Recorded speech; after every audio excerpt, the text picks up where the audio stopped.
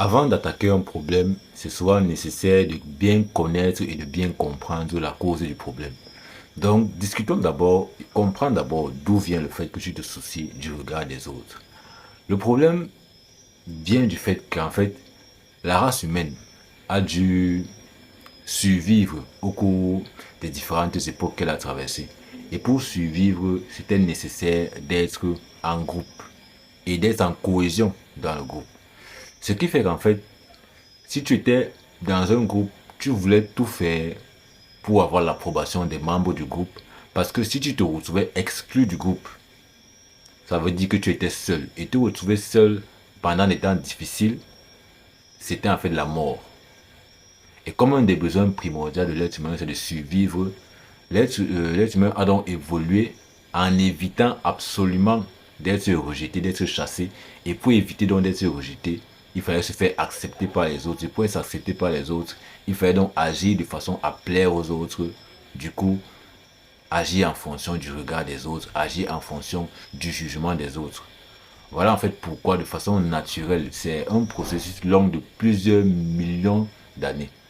De façon naturelle, on est donc né comme ça. Nous aussi, on ne vit pourtant plus à la même époque que nos ancêtres qui évoluaient. Mais on a gardé les mêmes réflexes, les mêmes instincts. Instinctivement et naturellement, on se soucie du regard des autres. On a besoin du même, on a besoin de la même validation, de la même approbation des autres. Et c'est pour ça qu'on se soucie toujours du regard des autres. Hmm. Maintenant, nous y sommes donc. On se soucie du regard des autres. La preuve, c'est que un seul être humain de nos jours, on peut l'observer, un seul être humain a plusieurs facettes. Plusieurs facettes, pourquoi? Parce qu'il se comporte différemment en fonction de X ou Y qui est face à lui. Pourquoi? Parce que chaque personne qui est face à vous a un regard différent sur vous. Et vous, à chaque fois, vous cherchez à vous adapter pour correspondre au regard que X ou Y a sur vous. Une personne se comporte certainement différemment avec son patron qu'avec son subalterne. Une personne se comporte différemment avec sa femme qu'avec le voisin qui ne connaît pas, etc., etc. Parce que chaque personne qui est devant nous a son regard et on cherche à se conformer à ce regard qu'il a sur nous. C'est pour ça qu'on a plusieurs facettes.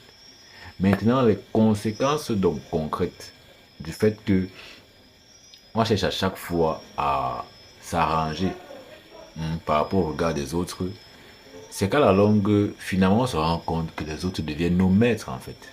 Parce que son regard décide de ce que je peux faire ou de ce que je ne peux pas faire. Donc, en fonction de quelqu'un qui est devant moi, je peux faire soit ceci, je ne peux pas faire cela. C'est en fait lui qui me dicte ma conduite, quoi. Et là, c'est un problème parce que, comme je l'ai dit au début de la vidéo, si sur toute ma vie, ce sont les regards des autres qui m'ont dicté ma conduite, ça veut dire que ce sont les autres qui ont même vécu ma vie et non moi-même. J'ai passé ma vie donc à vouloir satisfaire les autres et peut-être pas moi-même. Parce que c'est très rarement que ce que les autres attendent de vous, c'est forcément ce que vous-même vous voulez aussi. Donc ça, c'est la conséquence. Maintenant, comment donc se libérer du regard des autres? Il faut comprendre que, déjà, les autres qui te regardent là, ils ne sont pas Dieu. Ils ne sont pas l'instance morale suprême. Ils ne sont pas la perfection. Et ceux même dont tu te soucies du regard des autres, eux aussi se soucient du regard d'autres personnes. Ce qui fait qu'à la longue, au final, en fait, eux-mêmes ne sont pas parfaits. Du coup, leur jugement sur ta vie n'a pas à être, je vais dire ça comment, n'a pas à être ta validation. Leur jugement sur ta vie n'a pas à être le cachet qui t'autorise à faire X ou Y. C'est vrai que dans certaines circonstances, de toute façon, la vie des autres, on va dire, là c'est la vie des autres qui peut être important, mais si le regard des gens doit déjà t'empêcher de faire les choses, c'est que c'est très grave. Donc pour se libérer donc, de l'influence que le regard des gens a sur toi, tu dois te libérer de la peur du jugement. Tu dois te libérer de la peur de décevoir les gens. Tu dois te libérer de la peur de décevoir les gens. Parce que c'est ça en fait. Tu te conformes au regard, tu te soucies du regard des autres parce que tu as peur de les décevoir. Parce que tu as peur de perdre l'estime qu'ils ont pour toi. Tu dois te libérer de cette peur-là.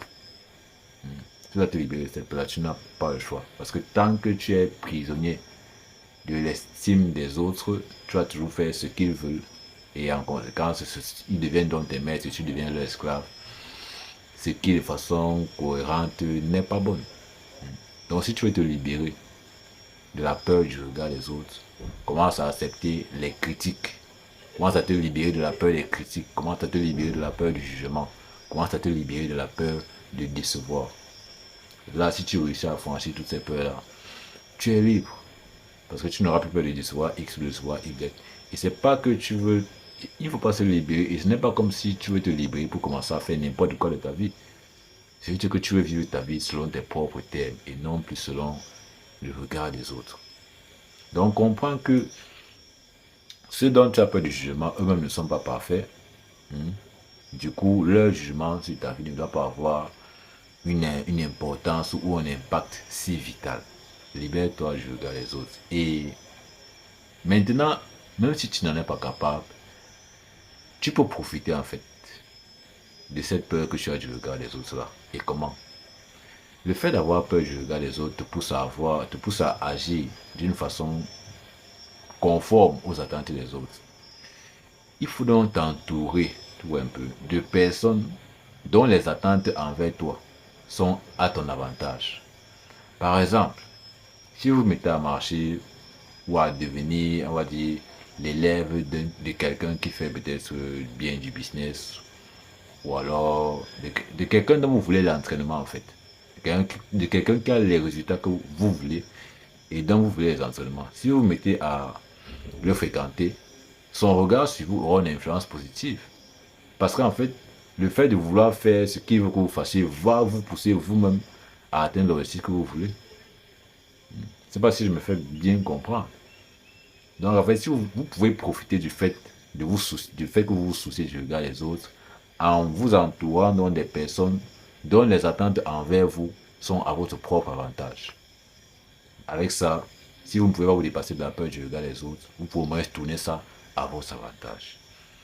Donc il faut se libérer à défaut, il faut se libérer du regard des autres. Et ayant fait ça, on se sent libre et on vit la vie selon ses propres thèmes. Et notre vie est donc ce qu'on veut qu'elle soit. Tant qu'on est prêt à l'assumer telle qu'elle est, notre vie est donc ce qu'on veut qu'elle soit. Et non ce que les autres veulent qu'elle soit. Libérons-nous du regard des autres et vivons une vie d'authenticité. Parce que l'authenticité est très importante en fin de compte. C'est ce que je tenais à partager avec vous dans cette vidéo-ci. Abonnez-vous à la chaîne, likez et dites en commentaire ce que vous en pensez. Ça fait très plaisir de faire ces vidéos. Moi, je vous donne rendez-vous à la prochaine et au revoir. Ciao.